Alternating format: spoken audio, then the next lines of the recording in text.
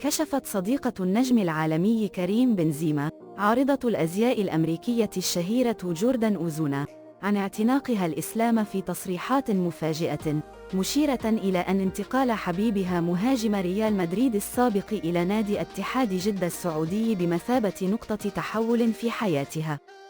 وانتقل كريم بنزيما نجم ريال مدريد السابق إلى صفوف فريق اتحاد جدة السعودي من أجل بدء تجربة جديدة خلال الفترة القادمة.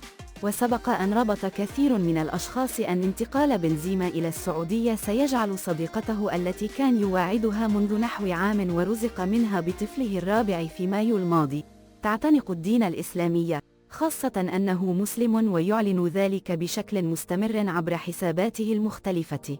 وقالت عارضة الأزياء الشهيرة جوردان أوزونا، وهي والدة الطفل الرابع لبنزيما بحسب صحيفة ماركا الإسبانية، إن مراسم اعتناقها الإسلام أقيمت في مسجد مدريد، وأنها لم تستطع كبح دموعها لأنها كانت عاطفية للغاية وتبكي كطفل صغير.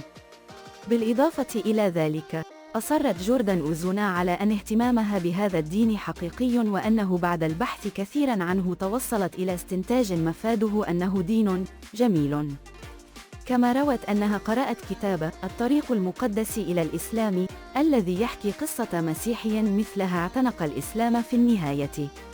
وذكرت جوردان أوزونا أيضاً أنه خلال شهر رمضان الماضي بكت بسبب القراءة عن الإسلام وتلاوتها للقرآن لتقرر اعتناق هذا الدين العظيم حسب وصفها.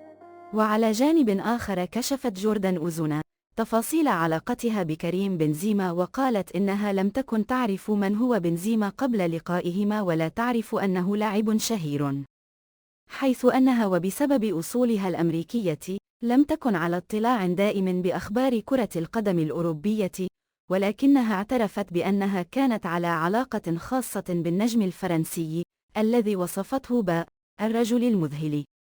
وتابعت في تصريحات حصرية: لام يودنا، ولكنني شعرت أنه مختلف، فكريم رجل رائع، وقد ضحكنا كثيرا معا، وعندما أقول إنه أفضل صديق لي أعني ذلك.